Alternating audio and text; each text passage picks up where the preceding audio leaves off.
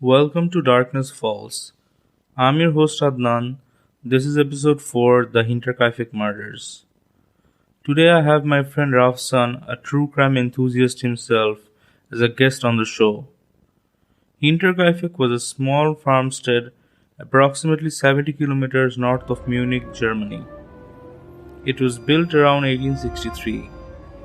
The farm was in a remote location of the hamlet of Kaifeck and was surrounded by woods. The farmstead was inhabited by the Gruber family. The family consisted of 35-year-old Victoria Gabriel, her 7-year-old daughter Cecilia, her 2-year-old son Joseph, and her parents, Andreas and Cecilia Gruber. Victoria's husband, the father of 7-year-old Cecilia, had died a decade previously in World War I. The family was known for keeping to themselves and they didn't have many friends or visitors. Andreas Gruber, the head of the family, was an unpopular man in town. He was reported to have an ill temper and got into fights with the townspeople. There also had been rumors about Andreas having an incestuous relationship with his daughter Victoria. It is also claimed that Joseph was a result of their incestuous affair. However, the neighbor of Gruber's, Lawrence Schlittenbauer, was also reported as the father of Joseph. Lawrence later on went on to become a suspect in the case. Shortly after the death of his first wife in 1918, Lawrence Schlittenbauer was believed to have had a relationship with Victoria Gabriel. In many instances, Lawrence himself claimed to be the father of Joseph. Strange things began to occur in and around Hinterkaifeck sometime shortly before the murders. 6 months before the attack, the family maid quit, claiming she heard strange sounds and that she believed the house to be haunted. Andreas Gruber found a newspaper from Munich on the property in March of 1922, which he did not recall buying. Gruber initially believed that the postman had lost the newspaper. This was not the case, however, as no one in the vicinity subscribed to the paper. Just days before the murder, Gruber told neighbors he discovered tracks in the fresh snow that led from the forest to Hinterkaifeck.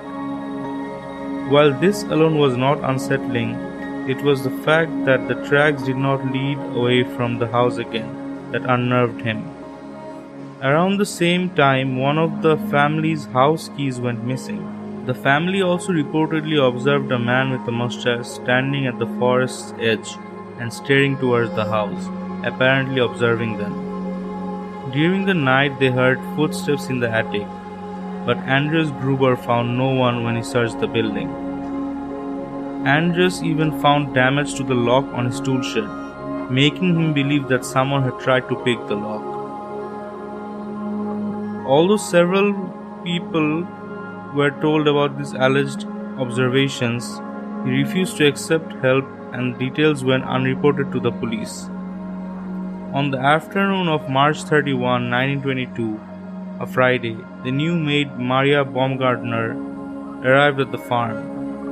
Maria's sister had escorted her there and left the farm after a short stay. She was most likely the last person to see the inhabitants alive. If only Maria had started her new job a day later, she could have saved her life. Despite the Gruber's family reputation for keeping to themselves, the town became concerned when the younger Cecilia didn't come to school on April 1.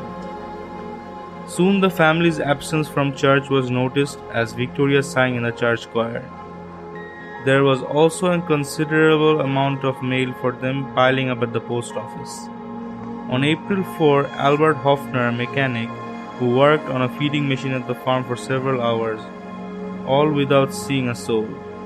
When he arrived, he tried to get the attention of the family, but all he could see or hear was a dog barking.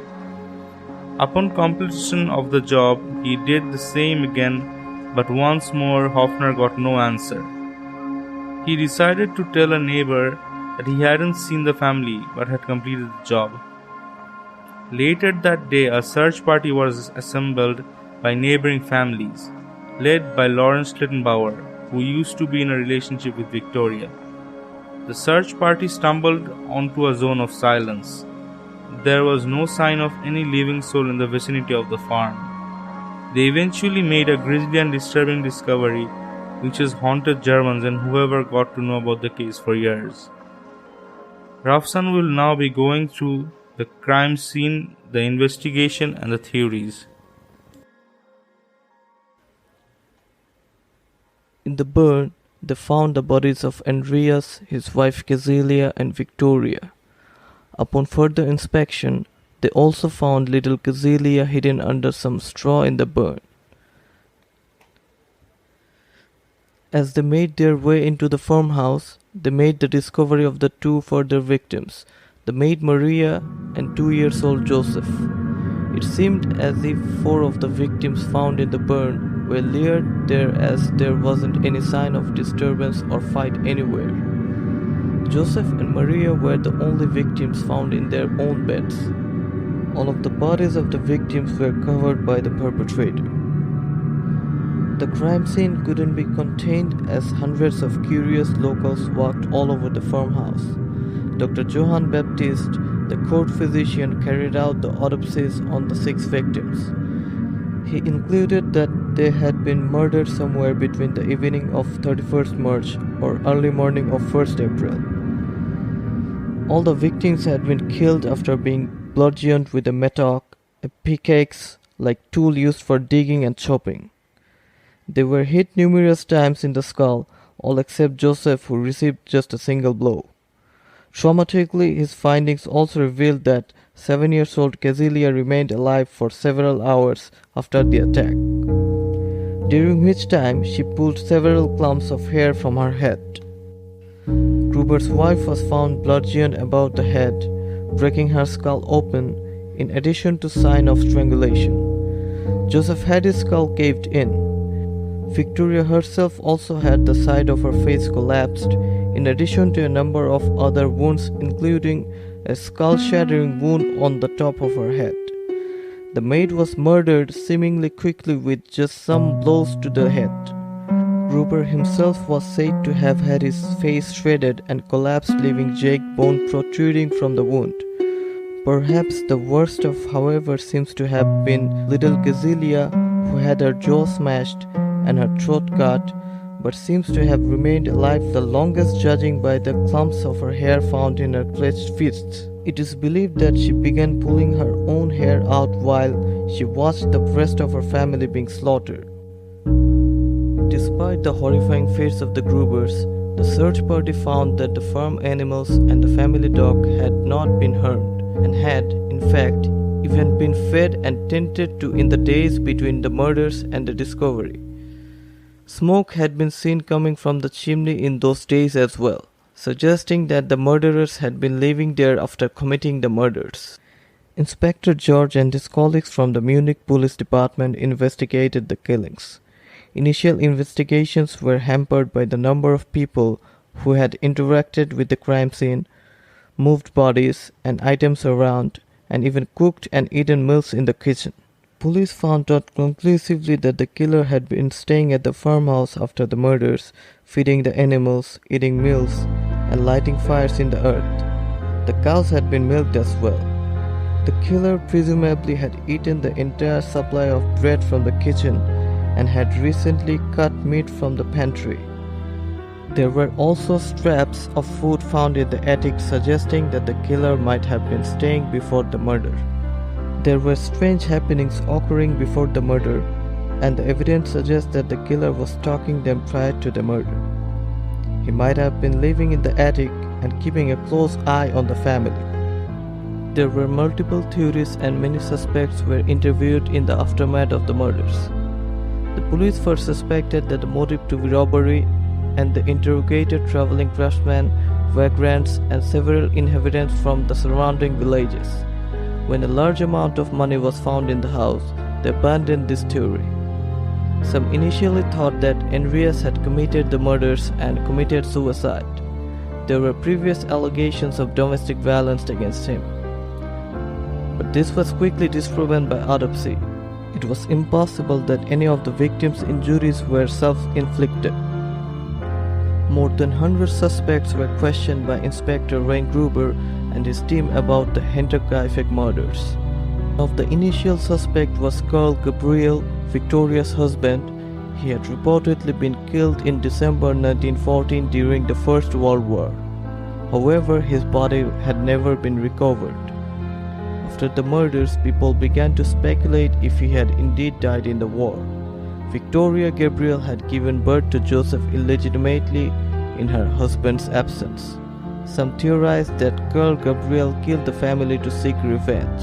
All the soldiers from his regiment testified to his death, and the police were inclined to believe them. Another suspect was the neighbor Lawrence.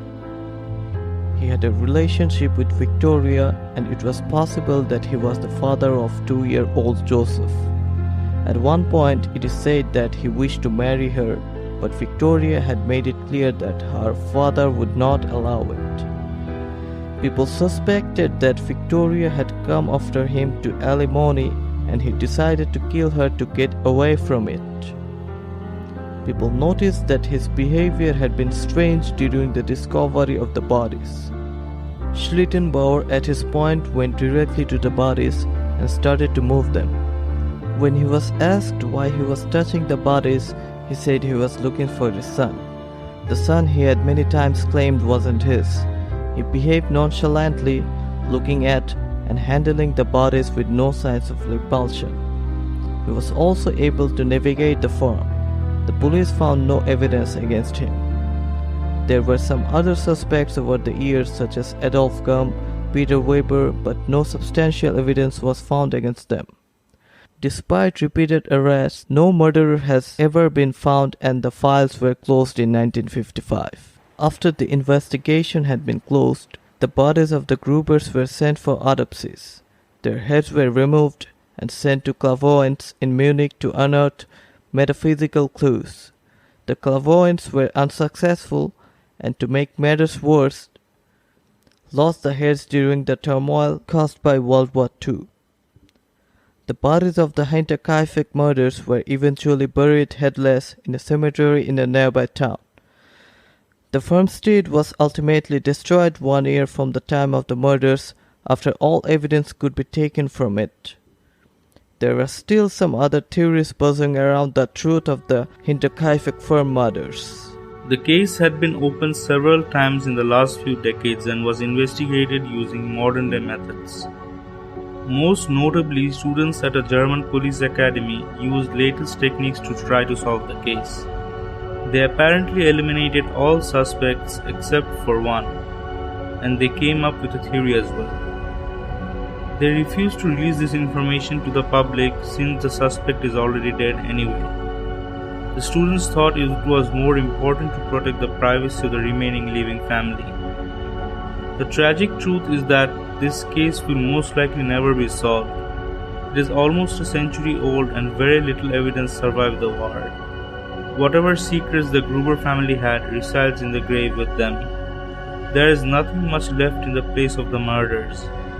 Only a shrine reminds us of the horrors that took place in the Hinterkaifeck farm on night of April 1st. The Hinterkaifeck murders still remain as one of the most infamous unsolved murders in German history. So many questions remain. Who would kill an entire family, including 2 children, so brutally? Who was staying at the farm before the murders? Why spend so much time in the farm after the killings? The further and further you dig, the farther you are taken down the rabbit hole to the 100-year-old complex maze. Thank you for listening to Darkness Falls. I hope you have enjoyed this episode. I would like to thank Rafsan for coming on as a guest on this episode. Please subscribe and share it with your friends and family. You can also follow Darkness Falls Pod on Instagram and Darkness Falls on Facebook for more updates. Thanks again, and I'll see you next time.